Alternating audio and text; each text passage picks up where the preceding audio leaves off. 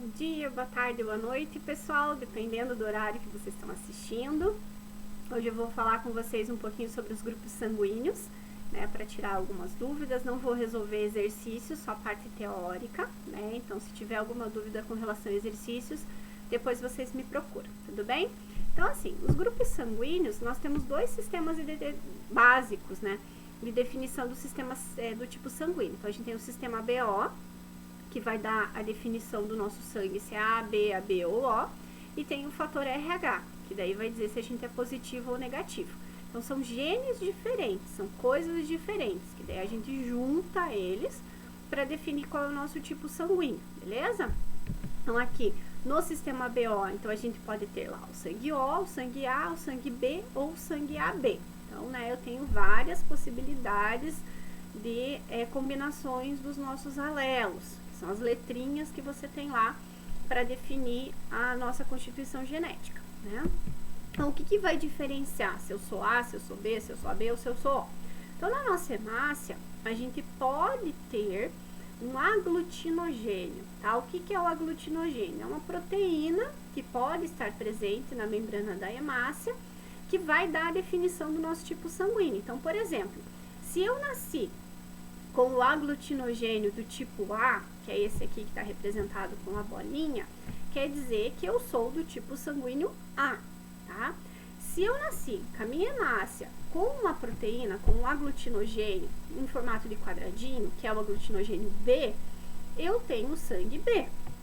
Se eu nasci na minha hemácia com os dois aglutinogênios, o A e o B, quer dizer que eu sou do tipo sanguíneo AB. E se eu nasci sem nenhuma proteína, né, não tenho nenhum aglutinogênio na minha hemácia, eu sou do sangue O, tá? Então, o que vai? Eu sou do sangue O, quer dizer o quê? Que eu não tenho o gene nem para produzir o aglutinogênio A e nem para produzir o aglutinogênio O. Então, as minhas hemácias não têm nenhum aglutinogênio. Se eu sou do sangue AB, quer dizer que eu nasci com o gene para produzir o aglutinogênio A e para produzir o aglutinogênio B. Então, eu sou do tipo AB, tá? Então, é isso que vai definir, né, a minha tipagem sanguínea com relação ao sistema BO, tudo bem? Então, ali, antigamente, que não se conhecia, né, essa tipagem sanguínea, e a pessoa estava precisando de sangue, eles pegavam qualquer pessoa que estivesse disponível, tirava o sangue e dava para outra, né? Às vezes dava certo, a pessoa sobrevivia e beleza, e às vezes a pessoa morria. E eles não sabiam explicar, né? O que aconteceu? Que a pessoa morreu, né? Não deu certo e morreu, né? Vocês percebem que os desenhos não são meus, mas são tão lindos quanto os meus, tá? E a pessoa recebeu aquele sangue e não conseguiu sobreviver. E às vezes dava certo. Depois foi descoberto, né, os aglutinogênios e aglutininas, que são a parte importante, e foi descoberto o porquê que dava errado, tá? Então, como eu falei, a gente nasce com esse aglutinogênio, que é essa proteína na nossa membrana. Mas também a gente nasce com uma aglutinina, ou não, né? Ou com as duas, não sei. Então, essa aglutinina, ela é um anticorpo que está presente no nosso sangue, que ela vai combater o aglutinogênio, né, contrário, né, do que eu tenho, vai combater aquele aglutinogênio e vai causar a morte da hemácia. Então, por exemplo, né, se alguém que tem a aglutinina anti-A no sangue recebe um sangue A, o que vai acontecer? Essa bolinha aqui vai ligar e vai causar a morte dessa hemácia. Mesma coisa aqui, ó. Ele vem, aqui tem o anti-B, que é essa aglutinina, e vai encaixar aqui na proteína, aqui na hemácia que tem o B, e vai causar a morte dessa hemácia, né? Então, eu tenho que considerar, uma pessoa que tem o anti-A, a aglutinina anti-A, nunca pode receber sangue que tenha o aglutinogênio A. E quem tem o anti-B, nunca pode receber sangue que tem o aglutinogênio B, tá? Que é a proteína, né? Então, olha lá. Tá aqui o doador, ele é do tipo sanguíneo A, e aqui o receptor, que é do tipo sanguíneo B. Vai acontecer a rejeição. Por quê? Se ele é do tipo sanguíneo B, quer dizer que ele tem o aglutinogênio B e a aglutinina anti-A. Então, quando ele recebe o sangue desse doador que tem o aglutinogênio A, as aglutininas dele vão se ligar aqui e vão causar a morte dessas hemácias. Daí a pessoa vai acabar morrendo, né? Então vai ter esse processo de rejeição dessa morte dessas células. Então não vai funcionar. Gente, essa tabela vocês têm que ter no caderno, tá? É isso aqui que é o resumo do tipo sanguíneo. Se vocês lembrarem disso e conseguirem entender o cruzamento, vai de boa sistema BO, tá? Então você tem lá, então quem é do tipo sanguíneo A, tem o aglutinogênio do tipo A. A aglutinogênio é a proteína, tá? E a aglutinina, que é o anticorpo anti-B. Então, se eu tenho a proteína A, eu tenho o aglutinina anti-B. E o meu genótipo pode ser IA-IA ou IA-Izinho, tá? Se eu sou do tipo sanguíneo B, eu tenho o aglutinogênio B, então a proteína B, e a aglutinina anti-A, que é o contrário do que eu tenho. Meu genótipo vai ser IB-IB ou IB-Izinho, tá?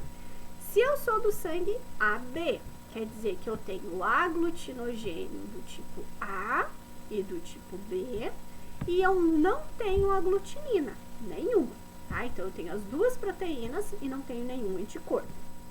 E o meu genótipo é IA e B. Se eu sou do sangue O, eu não tenho nenhum aglutinogênio, mas eu tenho as aglutininas anti-A e anti-B. E o meu genótipo é Izinho, tá? Então, isso é muito importante vocês lembrarem, principalmente essa parte dos genótipos, beleza? Então, quando faço o exame de tipagem sanguínea, né, o que eles vão fazer? Então, eles vão pegar uma lâmina e vão colocar 2 gotinhas no meu sangue, uma em cima e uma embaixo, né? E vão testar com o soro anti-A e com o soro anti-B. Se pingar aqui e esse soro anti-A encontrar a proteína A, ele vai aglutinar, vai formar esses gruminhos. Então, quer dizer que essa pessoa aqui é do sangue A, tá? Se aplicar o anti-B, esse soro anti-B, e aglutinar, quer dizer que ele encontrou a proteína B e não encontrou a proteína A. Então, quer dizer que a pessoa tem o tipo sanguíneo B. Se eu aplico o soro anti-A e aglutina, eu aplico o soro anti-B e aglutina, quer dizer que a pessoa é do tipo sanguíneo AB, tá? Porque ela tem os dois aglutinogênios. Já se eu pingo o anti-A e não acontece nada, pingo o anti-B e não acontece nada, quer dizer que a pessoa é do tipo sanguíneo O, tá? Daí doação, né? Então, você tem que considerar essa questão da tipagem sanguínea para receber. Então, por exemplo, lá na tabelinha, se eu tenho o anti-B, eu não posso receber sangue de quem tem a proteína B. Se eu tenho o anti-A, eu não posso receber sangue de quem tem a proteína A, tudo bem? Se eu tenho o anti-A e o anti-B, eu não posso receber nem proteína A e nem proteína B. Então, é isso que vai definir essa doação.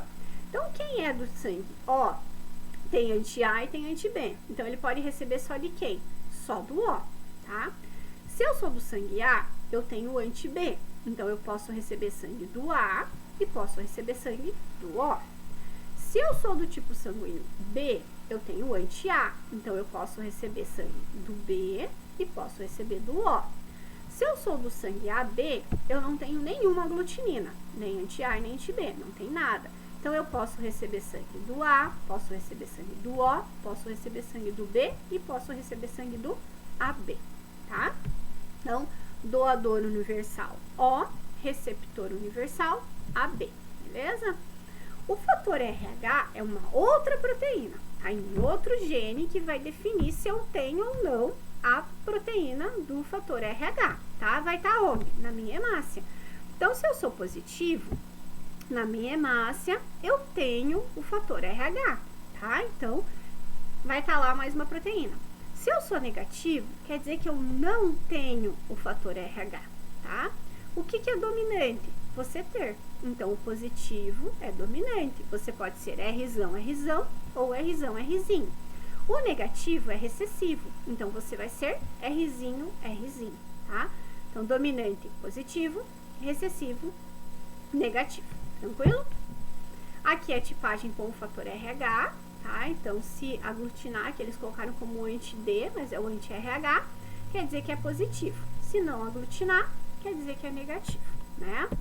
Então, olhando aqui, então tá lá, uma pessoa que tem o fator RH, olha lá, setinha, doou sangue para alguém que não tem o fator RH. Diferente do sistema BO, a gente não nasce já com esse anticorpo do anti-RH, tá? Como que eu vou produzir esse anticorpo do anti-RH?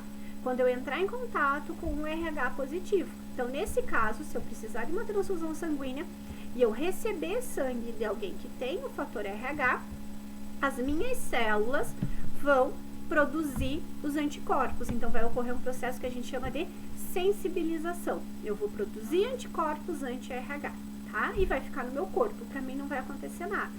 Qual que é o problema? Se por um acaso eu receber uma nova transfusão sanguínea, que daí eu já tenho os meus anticorpos prontos, e daí esses anticorpos prontos vão atuar contra aquele sangue que eu estou recebendo novamente, tá? Então, seria numa segunda transfusão de sangue que daria o problema, não na primeira, tá? Morre as hemácias, né, porque eu tenho esses anticorpos e eu posso sofrer um problema sério posterior. Então, assim, quem é RH positivo não deve doar para quem é RH negativo, tá? Porque senão ocorre o processo de sensibilização, beleza? Então, quem é o verdadeiro doador universal? O negativo, que pode doar para todo mundo. Quem é o verdadeiro receptor universal? AB positivo, que pode receber de todos os tipos sanguíneos. Tranquilo? Aqui é o esqueminha de doação de sangue, não sei se vocês já viram, estava rolando esses tempos no Facebook. Então, você tem lá, então, A positivo, vai doar, vai pro A positivo, né, recebe lá, doa pro AB positivo também. O A negativo, pode doar pro A positivo, A negativo, AB positivo, AB negativo.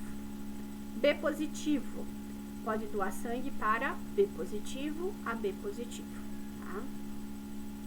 O B negativo pode doar para o B positivo, B negativo, AB positivo, AB negativo. O O positivo pode doar sangue para todos os positivos, O, A, B e AB, tá? E o O negativo, o mais generoso de todos, pode doar sangue para todo mundo, tá? Só que só pode receber sangue dele mesmo, tá?